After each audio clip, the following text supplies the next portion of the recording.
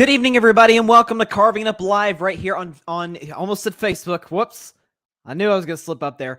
On Twitter and on YouTube, not just on the Carving It Up YouTube channel, but on the Grid YouTube channel. So welcome to our Grid audience. Obviously, you guys know I'm a member of the Grid Podcast Network, have been since September, since its inception. And finally, I've been looking how to do this for a while, and I got to give all the credit in the world to my man, Ryan Flowers, who did his Clutch Sports Talk live stream yesterday. He helped me a lot with that, so I really appreciate Ryan in this process. Listen, when all else fails, Ryan Flowers is the man to help you out, especially when it comes to really anything involving podcasting, live streams, that sort of thing. So shout out to Ryan. And graphics, by the way. His graphics are incredible. He actually created this overlay that you're looking at right now.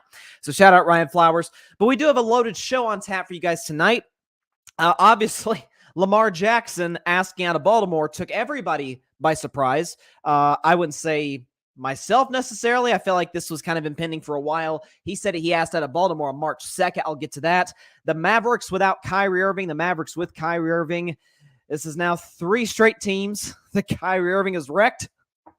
It's kind of his thing. I'll get to that. LeBron James returning to the Lakers. They lost to the Chicago Bulls yesterday, but I'm actually starting to buy some stock into the Lakers, not just next season, which you guys know I'm in on them next year. But this year, I don't know. From what I'm seeing in the Western Conference, hey, anything can happen. I'll get to the Lakers in just a second. This is the highest I've been on them in years, probably since their bubble championship back in 2020.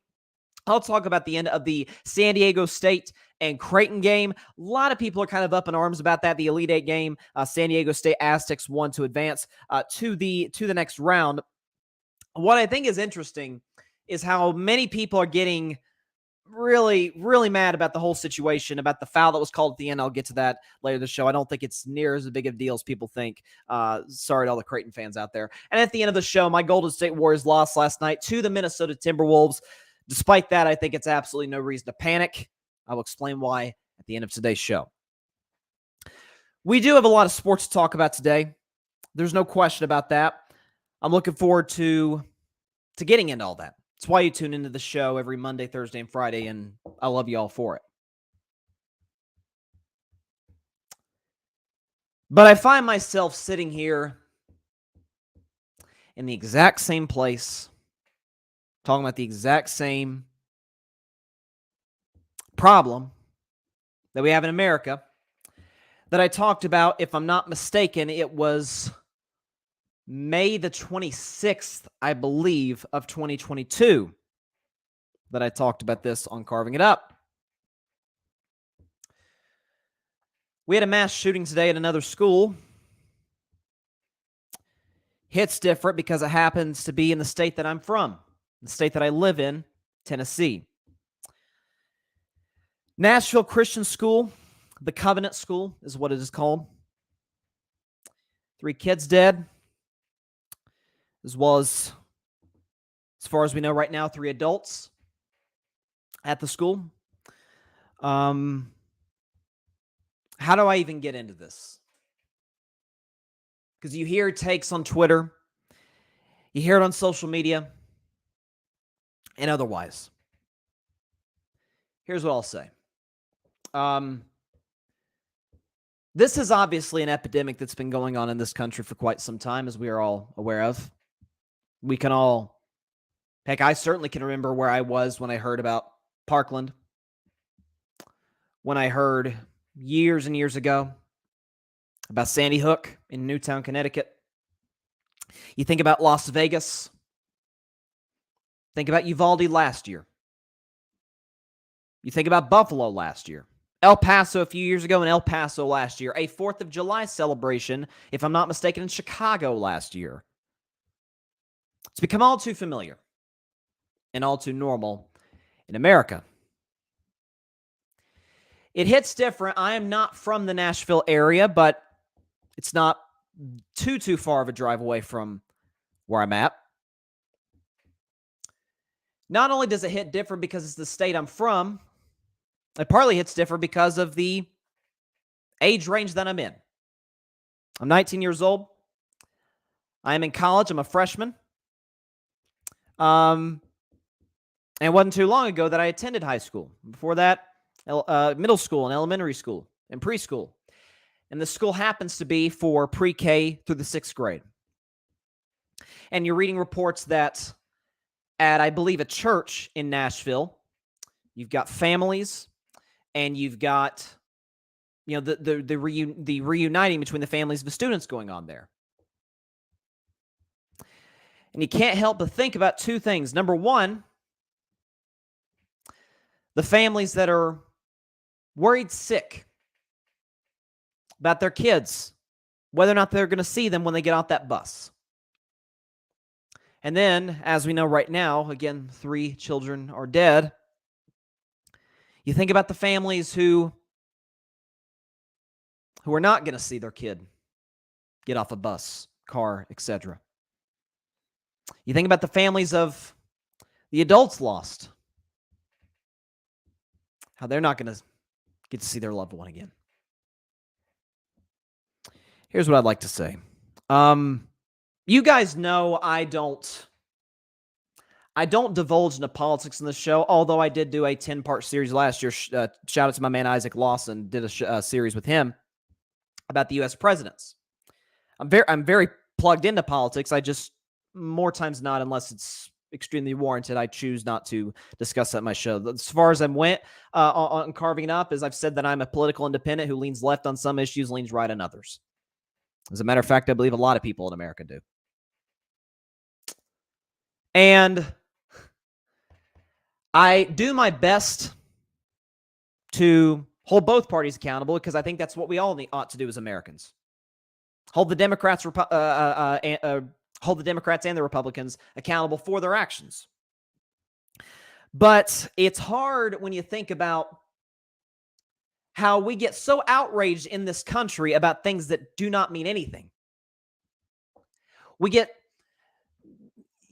tangled up in these Twitter wars, culture wars rather, about somebody's race or sexual orientation, political affiliation, etc., about what books our kids should read, when we should be worried about whether or not our kids come home from school. Like I said, I'm somebody who's active in politics, and I'm more than willing to compromise on a belief that I have. I do the same thing with my sports opinions. I mean, you guys have seen over the years, I've had an opinion on something, new information comes in, I'm like, okay, I was probably wrong on that one. I'm willing to pivot. What I am not willing to pivot on, and will never be ready to pivot on, is that kids, teachers, and everybody who works and resides in a school and elsewhere in the United States of America should feel safe. And to go back to something that I said in this seat, in this podcast room, to this computer, to you, the audience, that I said 10 months ago, last May. I believe firmly with every fiber of my being that America is the greatest country in the world. I still believe that right now. Part of the reason I believe that is because throughout our history, and I'm somebody, again, doing that presidential podcast with Isaac was a blast. I enjoyed every second of it. You look at throughout our history, different sets of adversity that we have faced. Looked all throughout our history. Whether it's been black people with slavery, whether it's been women searching for the equal opportunity, equal rights as men, for example, the opportunity to vote. You think about years and years after that, just 22 years ago, this year, this September, 9/11, all the wars we fought in, all the trials that this country has been through, and yet we've somehow found a way to overcome it. Why is that? Because we've had people in this country dedicated to solving such issues, to accomplishing such goals. I mean, people said that a democracy never have a chance. Here we are. It is 2023, so we are 3 years away from a 250th birthday of the United States of America. We have done the impossible in this country because we've had people who dare to do the impossible, who dreamed the impossible. What bothers me about this issue almost as much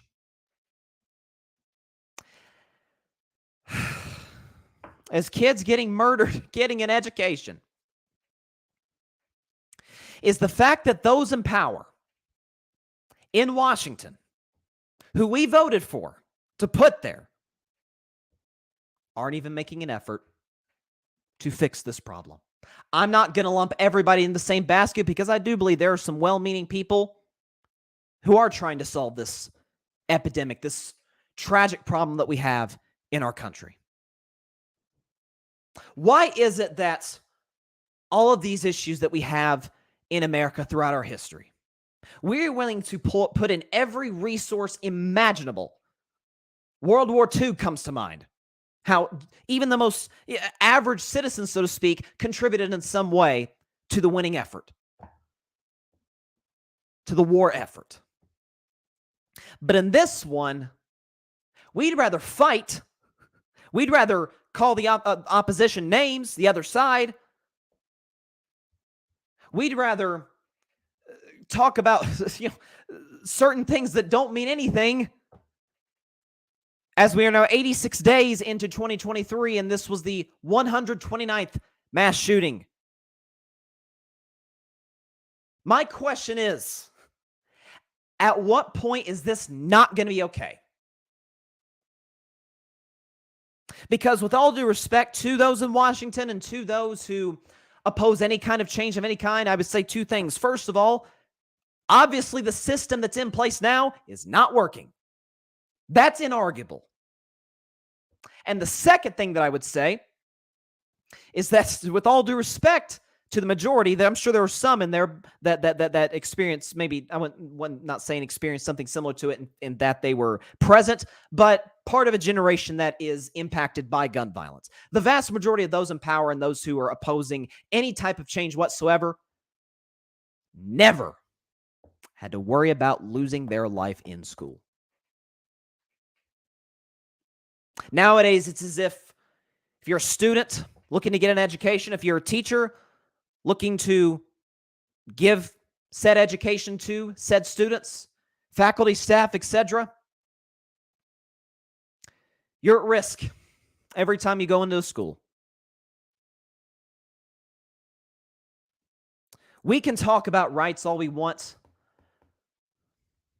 as it pertains to firearms. But if we want to talk about rights, let's talk about these rights.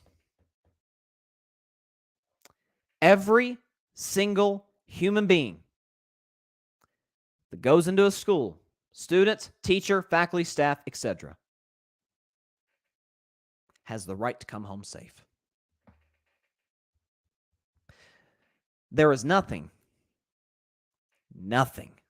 worth the price of one child's life. And because we continue to do nothing in this country, we still have people, and are going to continue to have people, unless we change something, who have that empty seat at the dinner table, who won't get to take their kids trick-or-treating to soccer practice or any of the normal things that every kid should be able to do in this country. They won't get to do that now. Does it bother you? I'm not talking about you, the audience. I know you, the audience. Of course, anybody with a speck of humanity is devastated by this issue. But when I talk about you, I'm talking about those who have the power to make the changes, particularly in this state that I live in. The fact that I am a Tennessean, it does hit different. And when you consider the fact that since July the 1st of 2021, so almost 2 years ago, any individual, regardless of background, can walk in and purchase a firearm without a permit, without a gun permit. Not only is that terrifying, it's an insult. It's an insult to the people in this state, law-abiding citizens, law-abiding gun owners who never even think about doing something like what happened in Nashville today. It's saying, wait. This person who potentially has awful intentions, they get the same right to a very dangerous weapon as I do? If there's anybody that should be outraged about what's going on, it's law-abiding gun owners. The reason nothing has changed is because those in power don't want it to change. Because when we have a problem in this country that we don't like, we look to change it. We look to use all of our resources to do that, except with this one. I'll leave you with this. We can talk about solutions, and there are plenty. It's been evidenced many, many, many times in other countries, developed countries. All I will leave you with is this. There are about 334 million people who live in the United States. And there are, among those 334 million people, approximately, 390 guns are owned. That is the highest civilian gun ownership by a very wide margin of any country. For context, we own 120.5 guns per 100 residents. Again, for context, Yemen is in second with 52.8. Serbia is third with 39.1, both of which are war-torn countries. When are we going to do something? When is it going to bother us enough to we actually put laws in place that'll protect students getting an education? This is the greatest country in the world. Believe that with every fiber of my being. Part of the reason it's one of the greatest countries in the world, and the number one thing that we boast about in America, is the freedom and opportunity that this nation provides. Is it too much to ask? Is it too much freedom to give? A kid walking into a school and getting to go home to their family. If that's too much to ask, then may God have mercy on this nation. I don't even know what to say at this point. I really don't. Ryan Flowers, Clutch Sports Talk. What's up, Ryan? He's in the comments. He says, thoughts and prayers to all those families in Nashville. He says, very well said, bro. I appreciate that, Ryan.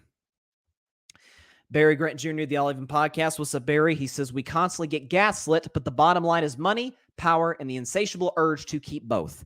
Nothing will change because casualties are a necessary evil for the ones in control. Agreed. I think we know exactly who we're talking about in terms of who's providing said money and the individuals who collect said dirty money. If we're not even willing to come to the table to make the change, if we're caring more about the money that goes in our pockets than the lives of children, like I said, may God have mercy upon this country. Last thing, and we'll move on. I have been outspoken on this show about the fact that I'm a Christian. Listen, I'm not here to shove my beliefs down your throat. Don't believe that's what Jesus taught. There's a verse in the Bible that talks about how the love of money is the root of all evil. It's not an evil. It's not one of the evils. It is the root. It's what stems. It is the root of all evil. I think you're seeing that with this issue.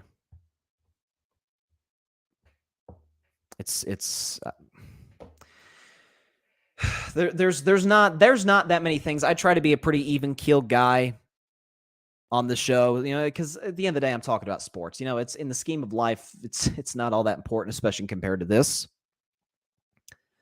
But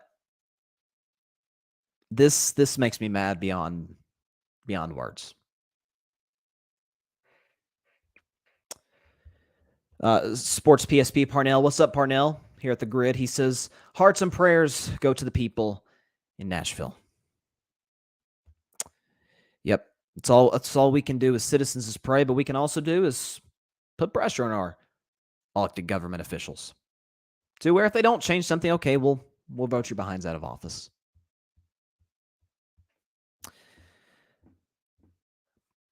I don't know how to transition to sports, but I will do my very best. Because one of the things I do love about sports is that it is the ultimate getaway from the real world. You know, if a game doesn't go our way, it's not the end of the world. If something happens that we don't like in sports, sun's coming up the next morning. Okay, here we go. So we will shift to sports. We will shift to the NFL. And we'll shift to Lamar Jackson, who around this morning, late afternoon, announced that he has requested a trade from the Baltimore Ravens. He did so on March 2nd, so about 3.5 weeks ago. Lamar Jackson asked out of Baltimore, and he did so by revealing himself. He put a tweet, a series of tweets on Twitter. He said, quote, "A letter to my fans. I wanted to first thank you all for the love and support you consistently showed towards me. All of you are amazing, and I appreciate you all so much. I want you all to know not to believe everything that you read about me. Let me personally answer your questions in regards to my future plans. As of March 2nd, I requested a trade from the Ravens organization for which the Ravens has not been interested in meeting my value. Any and everyone that's met me or been around me know that I love the game of football, and my dream is to help a team win the Super Bowl. You all are great, but I had to make a business decision that was best for my family and I. No matter how far I go or where my career takes me, I'll continue to be close to the fans of Baltimore Flock Nation and the entire state of Maryland. You'll see me again." So Lamar goes on Twitter and announces that he is requesting a trade.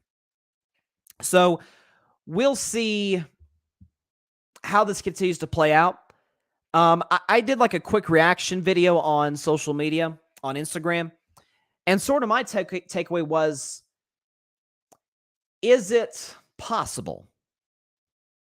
Is it conceivable that Lamar Jackson used the fully guaranteed deal to get out of Baltimore?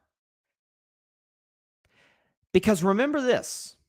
We talk about, oh, that's the backbreaker. That's why the Ravens aren't paying him.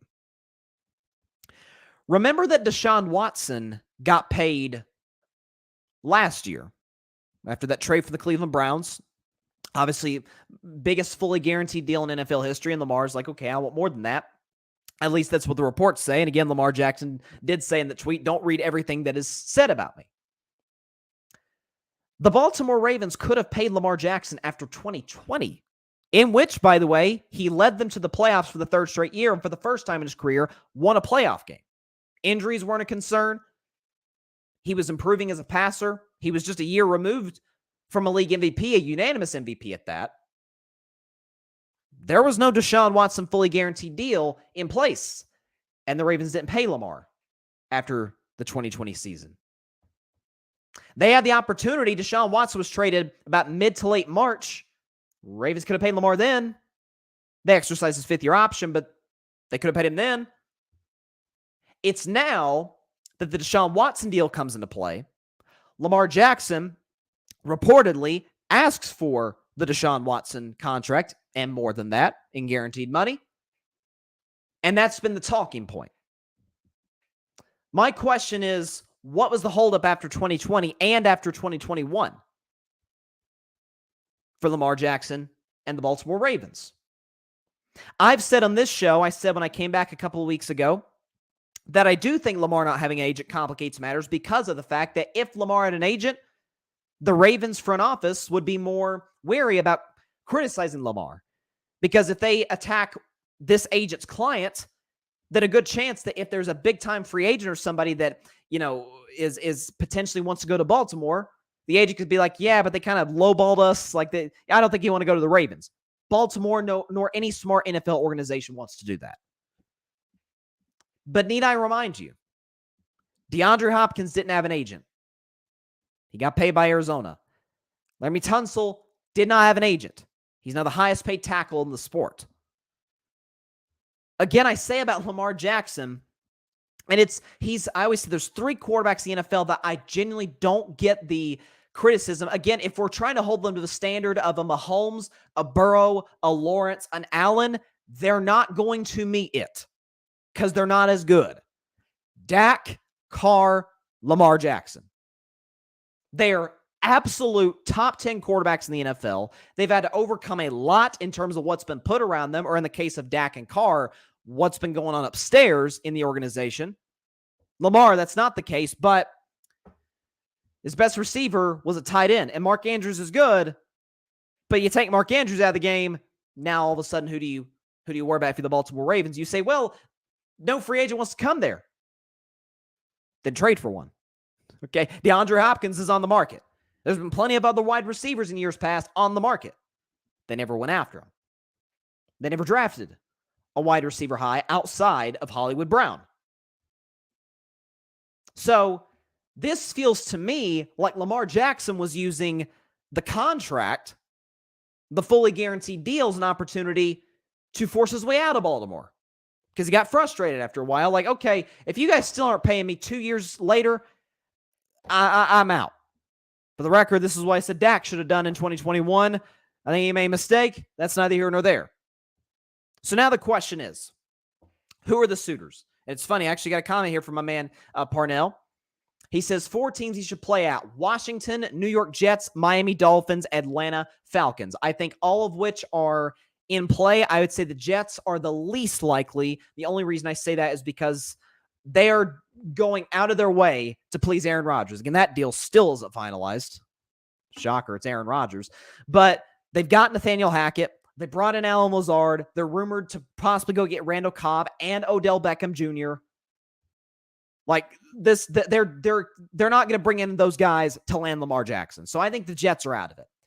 Atlanta makes all the sense in the world. They've got plenty of weapons. They play in a cupcake division, easiest division in the league. Tampa Bay's in a rebuild. Carolina's in a rebuild. Is going to have a rookie quarterback. Saints are fine. Derek Carr makes them better. I think they're the favorites to win the division today, but that's not saying much. It's not that good of a division. Atlanta's got a defense that needs to improve, but they got plenty of weapons offensively. Cordero Patterson, Kyle Pitts, Drake London. I think Arthur Smith is an okay head coach. Not great, but he hasn't been a disaster. Plug Lamar Jackson to that. That could work.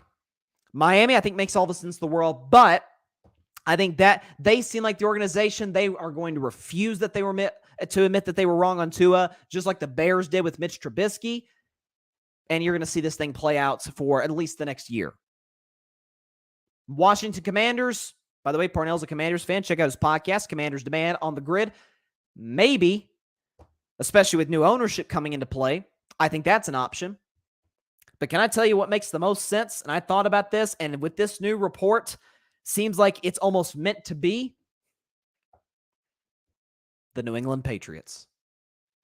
This report came in about an hour ago from Albert Breer, who's one of the most connected people in the NFL, one of the better insiders that there is.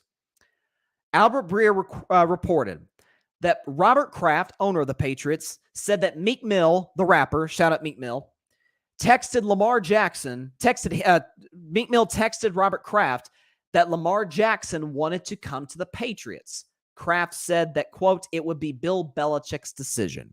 So this comes down to Bill. Okay. This, to me, makes all the sense in the world for Lamar Jackson. New England is a team that has struggled historically to draft wide receivers. We know that. But, and I've given them credit for this, they went out and got Juju Smith-Schuster, who's not a 1, but he's a 2, and he's much better than any receiver they've had in years. And they finally, it took them 3-4 seasons, but they finally got a legitimate replacement for Gronk, Mike Gesicki. So that's 2 weapons that Lamar Jackson has. Could you trade for another? Possibly. Not to mention, you have an actual offensive coordinator this time. I don't think Bill O'Brien's that good of an offensive coordinator. Some of those numbers in New England are a little bit inflated because he had, the greatest quarterbacks in the history of the league, the greatest player in the history of team sports. But if you're telling me, listen, New England got to the playoffs in 2019. They went 12-4 with Tom Brady having a year. Part of that, I think a large part of that is because the receiving core was garbage. We saw that when Tom went to Tampa and won the Super Bowl. But they got to the playoffs. Do I think New England wins the division with Lamar? I don't. I still think Buffalo's the favorite. But you add Lamar to the Patriots, a team that almost made the playoffs with Mac Jones and Bailey Zappi, 2 backups. Yeah, that's a dangerous team in the AFC East. A team to win the AFC? I doubt it.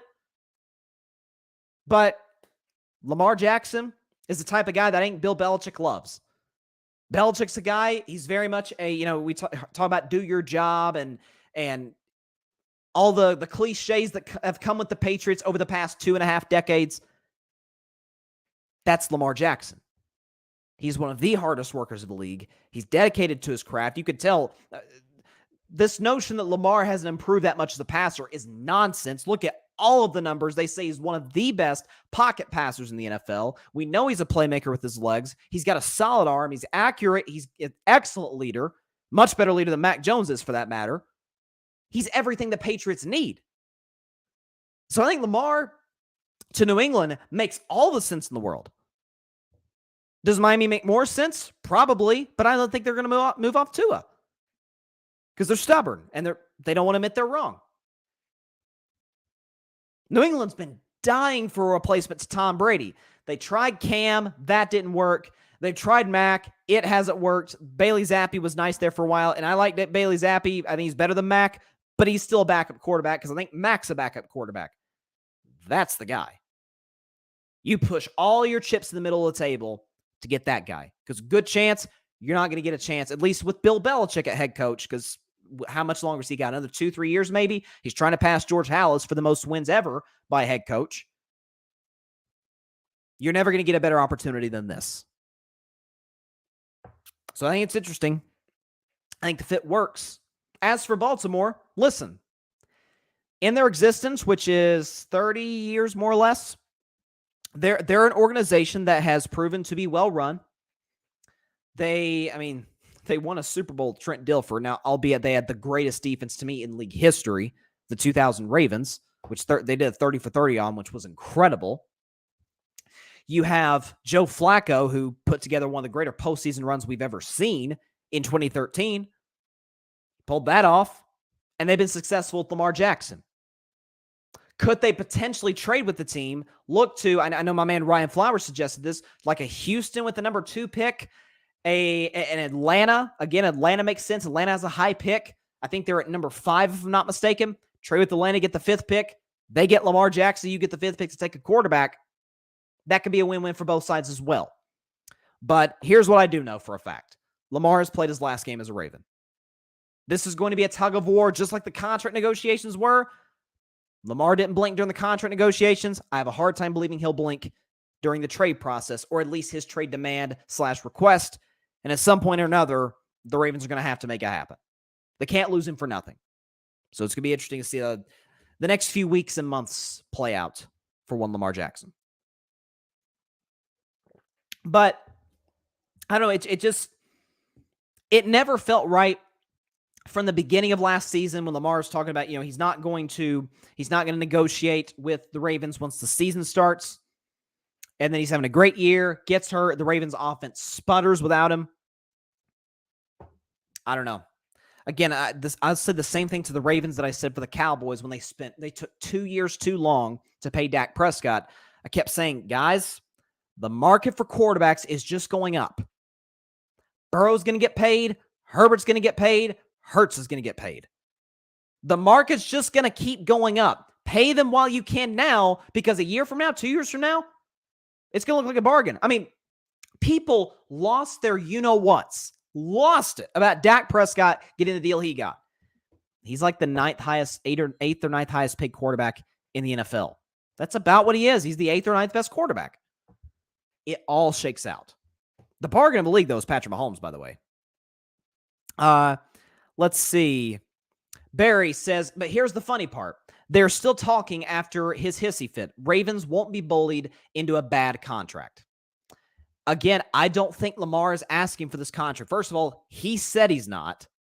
His camp has said he is not asking for a fully guaranteed deal. Remember, again, I've compared it numerous times to Dak. Dak's camp never said, oh, no, Dak doesn't want $40 million. We found out, obviously, he did. Now, listen, we all want more money, of course, but a reasonable contract. To me, Lamar's just using this as leverage to get out of Baltimore. I think he wants out. That's why he requested a trade 3.5 weeks ago. So it'll be interesting, but I think one thing that is absolutely certain, Lamar has played his last down as a Baltimore Raven. That seems almost assured. We'll see. Atlanta, the Jets, if the Rodgers thing doesn't work out, I said from the beginning I would go after Lamar over Rodgers, but they've dug themselves too deep into the hole now. So it looks like they're going to have to make their bed and sleep in it. So we'll see. And Barry says, I think both sides are better without each other. I don't disagree with that. If there's an organization that can find a replacement for Lamar, it's the Ravens. But finding a guy who wins 75% of his games, that's not easy. And he says, hope they can make it happen ASAP. Same here, because I'm not going to lie. These 1.5, 2 year long contract talks get really old. Like I've gotten almost, like, I wouldn't say annoyed because I love Lamar Jackson, but it's like, God, can somebody just pay him so we can move on? Like, I already feel uncomfortable talking about another guy's money, but when it just drags out for as long as it has, it's just kind of depressing.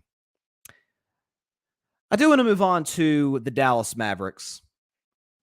Shift to the NBA, which we'll be talking about for the rest of the show, and some college basketball, by the way, in the third segment. I try to tell y'all. It's as predictable as it comes. So, when the Dallas Mavericks a month and a half ago traded for Kyrie Irving from the Brooklyn Nets, I said it's a horrendous fit. Kyrie and Luka are both on-ball players. They're both bad defenders. And in the process, the Mavericks had to give up their best wing defender, Dorian Finney-Smith. And, by the way, the chances Kyrie comes back this offseason, because he's going to be a free agent, is slim to none. He's likely not coming back to Dallas.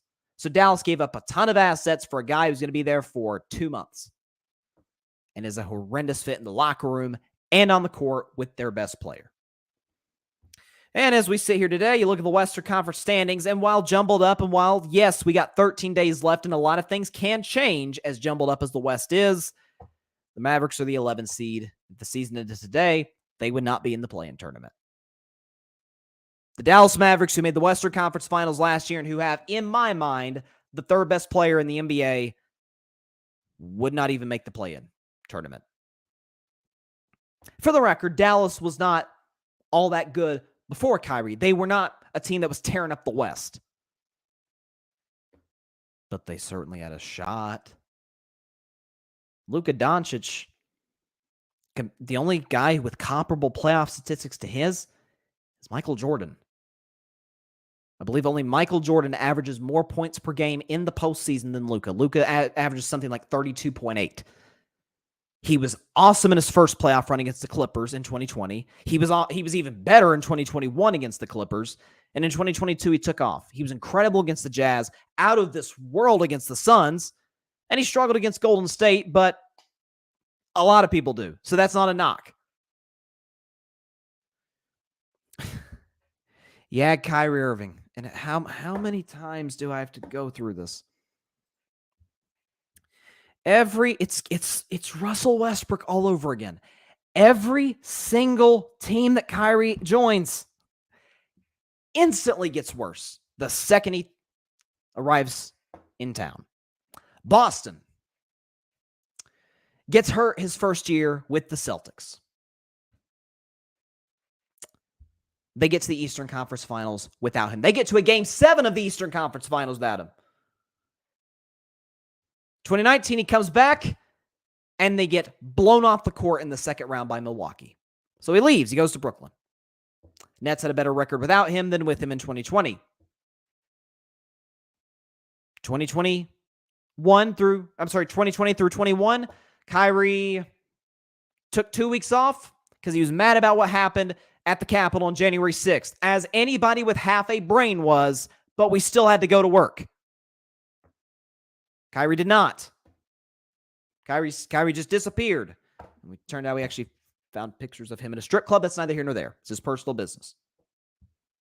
The following season, The vaccine controversy.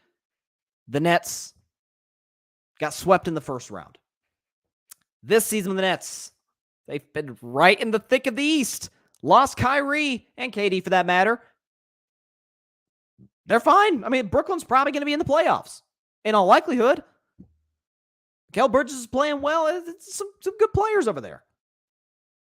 Spencer Dinwiddie joins Dallas, and they're the 11th seed, riding a 4-game losing streak.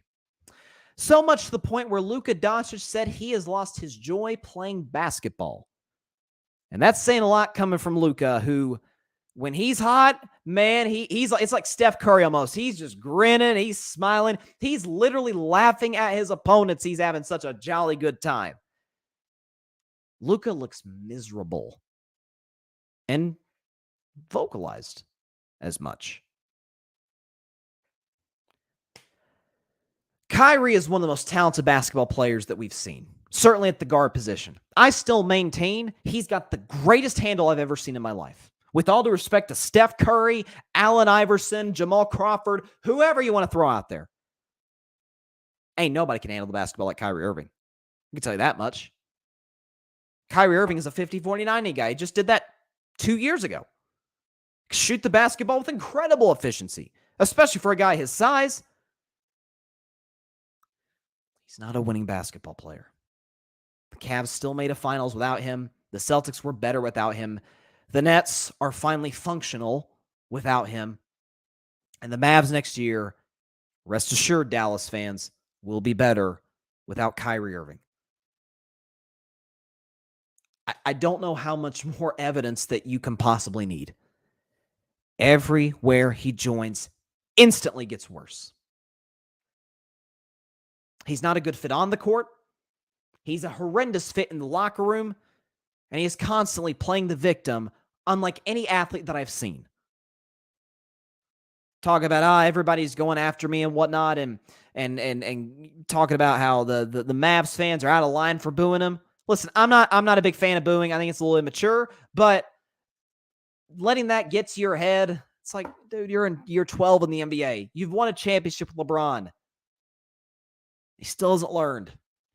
You can never count on Kyrie to be there, to be available for health reasons or for whatever weird stuff, like him getting in trouble for posting the very clearly anti-Semitic doc on Instagram, the vaccine controversy, skipping 2 weeks in the middle of the season before that. This is who he is. At some point, when are we going to come to terms with that? The Mavs and Mark Cuban and Luka Doncic and Jason Kidd are having to learn that the hard way. This was an awful trade from the beginning. And this is what it is. It's a bad fit. Man, oh man, it doesn't work. I wish people would at some point, recognize that. Let's see. Grady Edwards, what's up, Grady? He says, I think Jason Kidd traditional. He knows how to come in and start something. Something I've noticed, Bryson, is he kind of tails off. Just something to think about. I'll get some more comments, Grady. I appreciate the compliment from John Rivera. I like the haircut. Thank you. Thank you, John. Grady says, a Jason Kidd trend I noticed is he starts strong and then tails off. Luka gonna have the same problem Harden has with Houston. They are very similar players in their prime. I can see the scenario, the comparison. Both are volume scorers. Both aren't great in the defensive end, but in a lot of ways, both are the only offense that their teams have. The Harden was for all those years in Houston, minus the Chris Paul years, and then Luka for most of his time in Dallas. That's fair. I mean, look, I was a big critic of Jason Kidd in his days in Milwaukee. I thought it said a lot about him that they won a title within a few years of him getting fired. And then as for his time in Dallas, I'm like, I didn't love the hire, but got to the conference finals in year one. This year, Grady, I don't think is a Jason Kidd problem. I really don't. It's not that they can't be good defensively. They just don't have the personnel. I mean, Luka could do his best. Kyrie could do his best, but they don't have the personnel because they gave most of it up to get Kyrie. By the way, Jalen Brunson is serviceable on that end of the floor. Kyrie is not. It's the Kyrie Irving effect. And no shock to anybody, at least no shock to me, because I saw this coming from the get-go. It didn't work. I mean, the West is as jumbled as it gets. You've got between Golden State at the, between the Clippers at the 5 seed and the Mavs at the 11 seed, there's a 3-game difference. That's how jumbled up the West is. And it's Dallas who's one of the teams that's completely nosediving. It's Kyrie Irving effect. Not only is he a bad fit on the court, he's a terrible fit in the locker room. I did want to briefly touch on, though, the Elite Eight game from yesterday. So the Final Four set, it is the most unpredictable Final Four I've ever seen. Florida Atlantic, San Diego State, Miami, UConn. We do have one blue blood. Yes, UConn's a blue blood. They've won just as many titles as North Carolina and won more titles than Kentucky. I mean, as many as Kansas. Like, they're a legitimate college basketball blue blood. They've won as many titles as all these teams since 1999. So part of me is kind of pulling for UConn so that a blue blood wins the tournament. I don't want to see Florida Atlantic win the tournament. That'd be not good for college basketball. But the San Diego State and Creighton game, was that a doozy. Back and forth. It was actually a rematch from the first round the year prior. Crazy game. And it comes down to literally the last second of the second half of the game where you've got, I want to make sure I'm getting the kid's name right. You've got, Darian Trammell, who's going up for a floater to try and win the game and gets fouled by Ryan Nembhard. And a lot of people are getting angry about the call. We don't have the video of the call we don't have the video of the play on the show, so I apologize for that. I'm sure it's all over, the internet, on social media, etc. I think people are mistaking getting angry that the game ended with a foul with, was it a foul or not? This is what I always talk about when it comes to officiating. People see me sometimes as someone who defends refs too much. And listen, if a ref makes a horrible call at the end of the game, I'll be the first one to call it out. For example, the Celtics-Lakers game, it's one of the worst missed calls I've ever seen in a basketball game. What Jason Tatum did, slapping LeBron's arm going to the rim. Absolutely the most obvious foul you'll ever see, and they didn't call it. Awful, awful, awful no call. As bad as it gets. This is a foul. You've got the kid, Trammell, and Trammell going up for the floater. Nembhard clearly puts his hand on the guy's hip and nudges him in that direction. That is contact. That is a foul any day of the week. It's kind of like the Super Bowl when people got mad about the James Bradbury, Juju Smith-Schuster play. That's holding. He grabbed his jersey. He impeded his progress. That is flat out holding. This is a foul. Like, I think and listen, I don't want to see a Elite Eight game come down to a whistle either. I don't think anybody does. But the kid was fouled. Like, we can't just let it go all in the name of, well, let's let the players decide the game. Yes, let's let the players decide the game unless it's clear and obvious. This one, at least to me, watching live, was clear and obvious. If you are going up for a floater, a guy comes on your right hip, he didn't shove him, but gives a push and grabs your hip and pushes you, that is a foul. Any day of the week, any way you slice it, that is a clear, obvious basketball shooting foul. And credit to the kid, Trammell. He knocked down one of 2 free throws, and San Diego State won 57-56. I just think we get so, because of the intensity of these games, and I mean, who doesn't get caught up in it? That's why we love sports, the intensity of it all. It's why March Madness is so popular. But we're far too obsessed with how the game ends as opposed to, was the correct call made? It's foul. I don't think college basketball officials are that great, but it's foul. Any way you slice it. But I'll tell you this. Nobody saw this Final Four coming. FAU, San Diego State, Miami, UConn. To my knowledge, I think it said something like 0% of brackets had this as a Final Four. It's the first time that we have, let me make sure I'm getting the stat right. Yep. It's the first time in the history of the tournament that we haven't even had a top 3 seed make the Final Four. The highest seed left is a 4 seed. UConn. Then you got 5 seed Miami, 5 seed San Diego State, 9 seed FAU.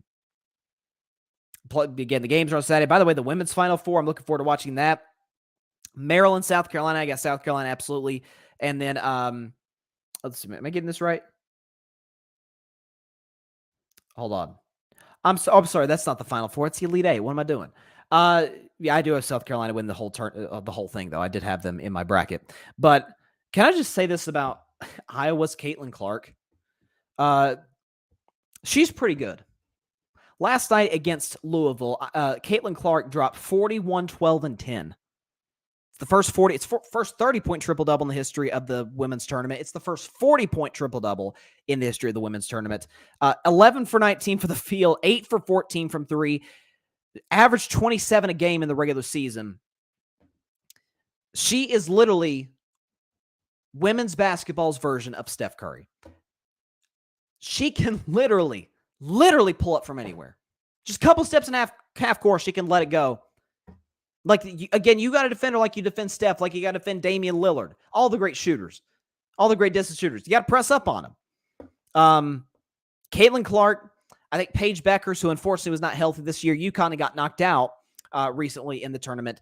Paige Beckers, Caitlin Clark, expect those two to be some of the faces of the WNBA moving forward because, man, listen, I love shooters. You know, Steph's my guy, so I love watching the great shooters in the NBA.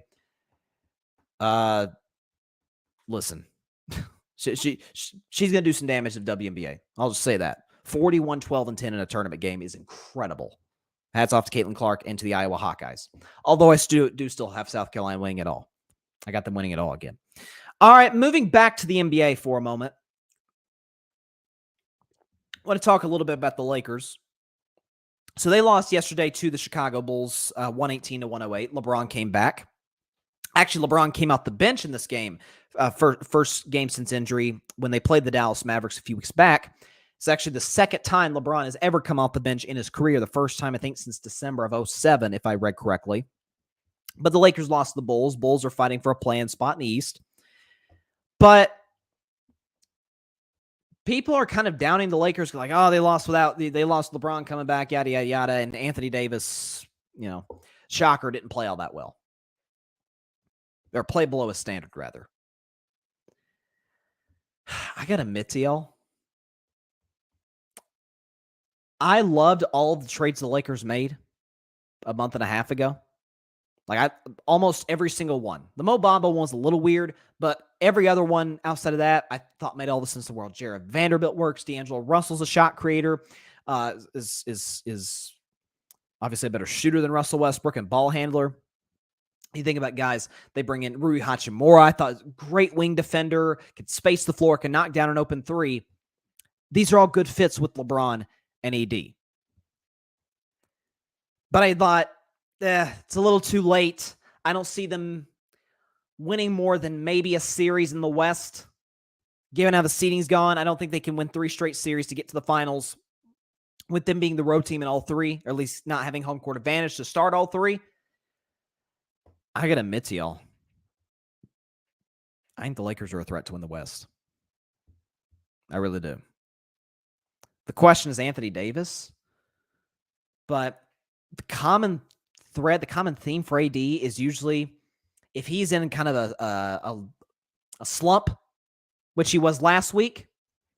They talked about when he had that awful mistake against Dallas, then he played poorly against Orlando. Austin Reeves was the hero that day in Los Angeles. But every third game, you usually get Anthony Davis. You get your 27, 13, and 5 game.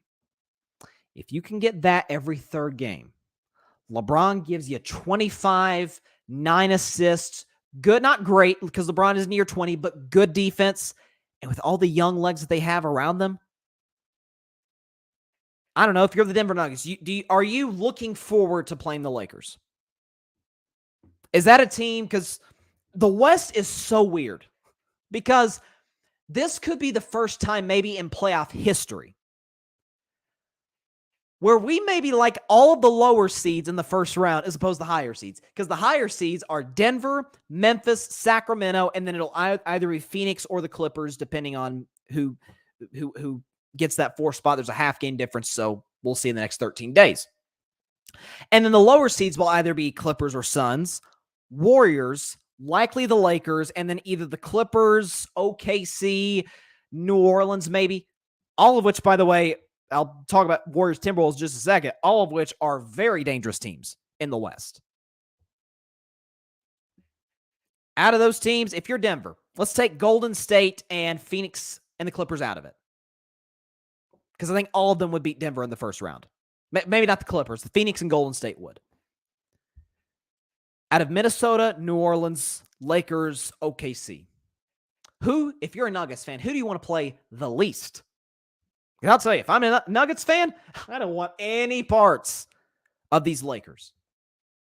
Austin Reeves has found his rhythm. I don't think you're not going to get 30, 36 points, whatever it was for Austin Reeves. Don't expect that. I don't think it's a Jeremy Lin run like people are insinuating. I don't think it's that. I think he's going to have a good long NBA career. Don't think he's ever going to be an all-star. But if you get LeBron, he eases his way back into the lineup. I think it's part of the reason the Lakers lost last night, by the way, because the fact that when you're putting a star player back into the lineup after a few weeks off, when said star is gone, the role players start to build a little bit of rhythm. The rotations are the same. There's certain when you get used to that. And so once a new player comes back in, it throws things off a little bit. They'll adjust. I think Darvin Ham's doing a good job this year. I think he's gotten way too much criticism than he should get. But that Lakers team, I mean, I'm not so sure I wouldn't pick them to beat the Denver Nuggets. Now, Denver got a big win against Milwaukee. Props to them last night or the other night. But the Lakers are going to attack Jokic in every pick and roll. Jamal Murray, again, he's played very well this year, but he is coming off of an injury, so he's not as good defensively. Michael Porter Jr., don't know about his health from game to game. And Darvin Ham, Mike Malone feels like an even matchup. And then after that, they probably face Phoenix or the Clippers, in which maybe their season comes to an end, but maybe it doesn't. They've been one of the better teams in the league for the last 2 months. Since the trades, they've been arguably a top 5 team in basketball. I don't know. I'm not picking them to win the West. I'm still rolling with the team in the Bay Area, the defending NBA champions, for those of you that didn't know. But that's a dangerous team out West. Make no mistake about it. The Lakers are absolutely in a better spot than they were recently. Barry says, Barry's a Lakers fan, by the way, Darvin Ham will prevent them from winning. Darvin Ham makes my head hurt. He loves small guards. He needs to coach middle school. Well, I mean, we blamed Vogel, and the Lakers had the same problems this year. The problem with the Lakers, Barry, and to all Lakers Nation, was personnel. That was the issue. Okay, but late in games, you need Schroeder in. You need Austin Reeves in. You need these shot creators and shot makers. For the record, guys that can hit free throws, unlike Anthony Davis, late in games. Like a late game lineup of, let me do this in my head. Okay, Schroeder, Reeves, LeBron, Vanderbilt, AD. That's as good of a closing lineup as there is in the West. It's not the best, but it's top 3, top 4, no doubt about it. Like Darvin Ham kind of has to play small guards late in these games. Now, they could be liabilities on the defensive end, but I think it works. Now, I do disagree with that. Rui getting a DMP. Rui's gotten a lot of DMPs as of late. Not DMPs, but limited minutes. I think he's a guy that needs to play more. He says he had Dennis guarding DeRozan. Awful. Well, look, you're gonna need to make adjustments as time goes on, but I still think Darvin Ham might, and I like Mike Malone is again another guy who I think's a little bit over criticized the head coach. Like I like Mike Malone more than I like Mike Budenholzer. I've never been a Budenholzer guy, but that's a potential fun first round matchup. Now the Lakers today are they're the 9 seed, but again they're a half game out of 8, a game out of 7th. And half game out of 8th, game out of 7th, game and a half out of 6th. So they're close. Like I've maintained all season long, said from the beginning, said even when Lakers were 2-10, Lakers are going to the playoffs. Still maintain that. And I think they're as dangerous a team as they're in the West. They can lock you up defensively. They're a far better 3-point shooting team than they were in years past. Oh, and by the way, they're getting a top 5 in the league coming back from injury. That helps. You do not want to play the Lakers in the first round if you're a top seed. I hope it's Denver for LA. I don't want them to get Memphis. I don't want them to get Memphis. I want us to get Memphis. I want the Warriors to get Memphis. I don't want the Lakers to get the pleasure of knocking the Grizzlies out of the playoffs. That's our job. Okay? If the Lakers face the Grizzlies in the series, I'm going to be forced to kind of pull for the Lakers. Okay? Because, listen, I may not like LA. Not the city. City's awesome. I may not like the Lakers. But, they could talk. Some of those guys, AD could talk all he wants. LeBron dang sure could talk all he wants. They got a ring. 2020. Grizzlies have done nothing. No, we want the Grizzlies. We want the team that knocks them out. I knew this was coming from somebody. It was John Rivera. John just says, be careful what you ask for. No. We want Memphis. Because we know one thing about Memphis. They're not great in clutch time situations, and we go right after Ja Morant defensively in the pick and roll. Whether it's Steph, Jordan Poole, etc. So let's talk about the Warriors. Last segment of the day. They lost to the Timberwolves last night. It was a tough loss. Golden State's up. Let me make sure I get, 96-95 there's 27 seconds left. Rudy Gobert goes 1 for 2 at the free throw line. By the way, Rudy Gobert hit one shot last night. But Warriors are up 1 with 27 seconds left. They're playing keep away. They're trying not to get fouled. And Draymond's looking to throw a pass, I think, to Clay on the right wing. Kyle Anderson, slow-mo as they call him, makes a great jump on the ball, gets his hand in there, takes it down the other end, kicks it to Cat, Karl-Anthony Towns, who just came back from injury, and without any hesitation, pulls up and splashes a three. And then Golden State, Poole turns it over in the other end, and then Steph misses a tough shot from the corners, kind of off balance. He lost the ball initially. Tough shot off balance, falling out of bounds to tie the game. No good. Timberwolves beat Golden State. Here's why I'm not worried about this game and why I'm actually really high on my Warriors moving forward. This game in particular, I think Steve Kerr said it best. Golden State didn't deserve to win. Clippers. Timberwolves were better than Golden State all night long. Cat played well. Gobert got too many minutes. We attacked him every chance we got. But Anthony Edwards, while he didn't have a great night offensively, was good defensively. Okay, you think about guys. Naz, I don't know what gets into Naz Reid every time he plays the Warriors. Okay, for non-Warriors fans, folks, Naz Reid is a pretty good rotational player in the NBA. He is. Guy turns into Cat when he plays the Warriors. It's incredible. He's knocking down threes all over the place like he's Kevin Durant or Steph Curry, and he's torturing guys down low like he's Joel Embiid. It's unbelievable. Naz Reid is the Warriors killer. You can get, by the way, he went 10 for 17 with 23 points. He went 3 for 5 from 3. He's incredible. Kyle Anderson, by the way, he's so frustrating to watch as a basketball fan. He's kind of like Luka. He plays at his own speed. He looks like he's moving like 2 miles an hour, and yet he still gets shots at the rim. It's so frustrating. He played well off the bench, and Golden State, turnovers what killed them. Golden State last night, they had 16 turnovers. It's hard to win, especially when you're not getting a ton of offensive production. Steph didn't have a great night, 8 for 23, 20 points. He's got to be more efficient than that. Clay had a rough night, 5 for 17, 5 for 11 from 3. He had 15 points. Poole was great off the bench. Jordan Poole's really seemed to find his rhythm as of late. I've been brutal on him all season long. I think, and I didn't excuse the Draymond punch, but I didn't think it was as big of a deal as people were making it out to be.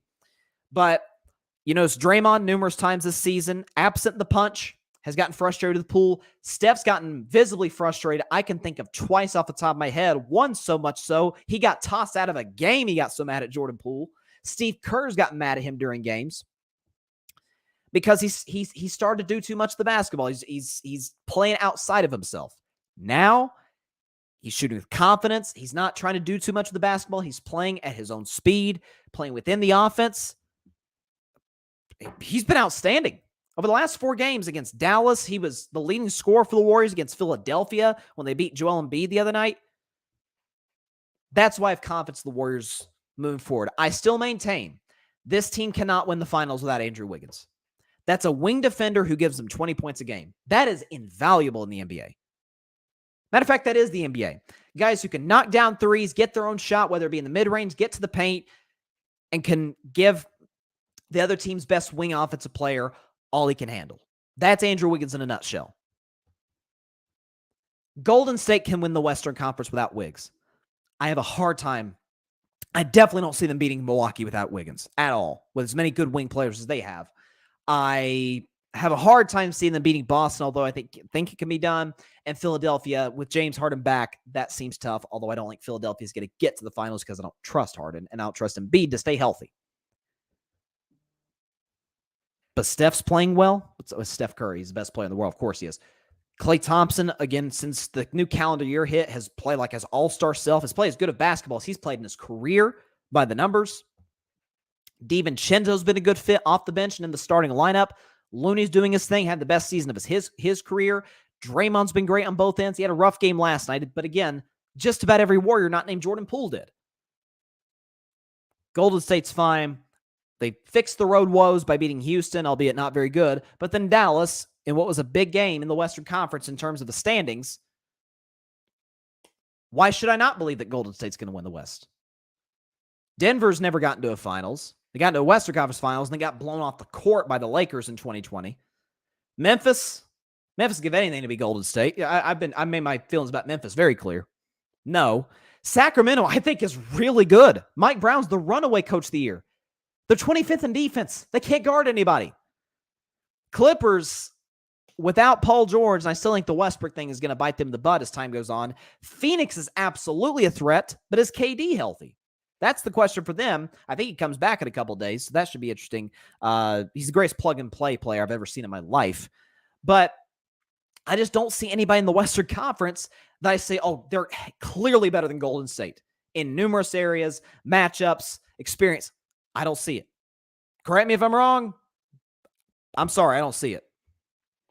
But they need Wiggins to win the Western Conference, to win the finals. Let's see. Oh, man, come on, Alfred. Alfred Parso Jr. in the Metropolitan Report. By the way, love the new logo, Alfred. He says, I don't think the Dubs have much of a chance to repeat. Great at home, rotten on the road. Their age is starting to show. I don't know about that. I don't know about the age thing. Steph's averaging 30, 6 and 6. Klay is what's Klay average? Like 22? Clay's average, 21.7. He's averaging 22 a game. He's shooting a great percentage from the field and from three. Draymond, while he is aging, is still extremely productive in his role with the Warriors.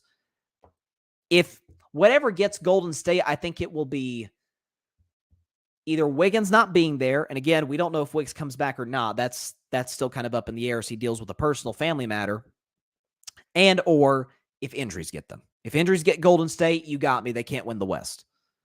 But as wide open as it is this year, that's the... If there's any season for Golden State to have a weird year, it's this one because of how weak the Western Conference is. I'm telling y'all, I remember last year when the Warriors were kind of falling apart. Steph had just gotten injured. He missed 3-4 weeks. They were falling apart defensively, couldn't get a whole lot going offensively, couldn't win a game to save their life.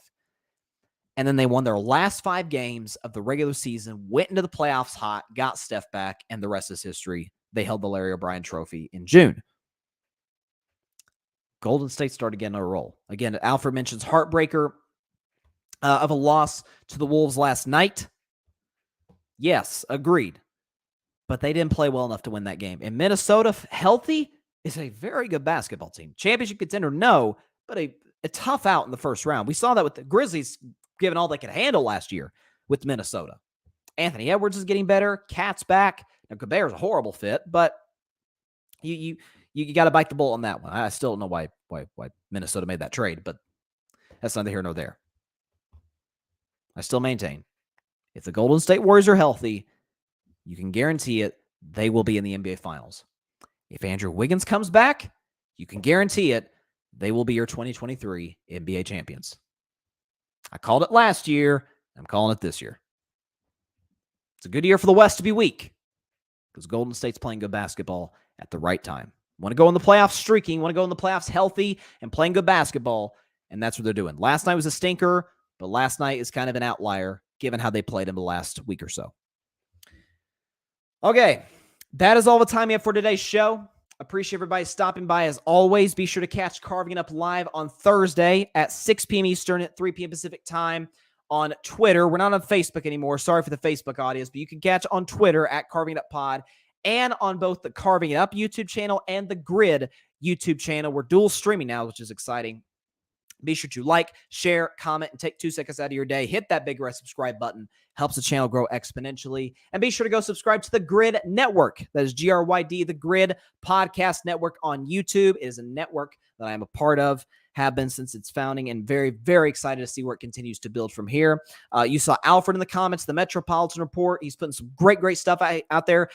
Hey, next time I do a show, we'll be in the midst of, well, not the midst, but we'll be opening day of the Major League Baseball season. So looking forward to that. Looking forward to the content that he puts out there. I think he's got an opening day special coming up.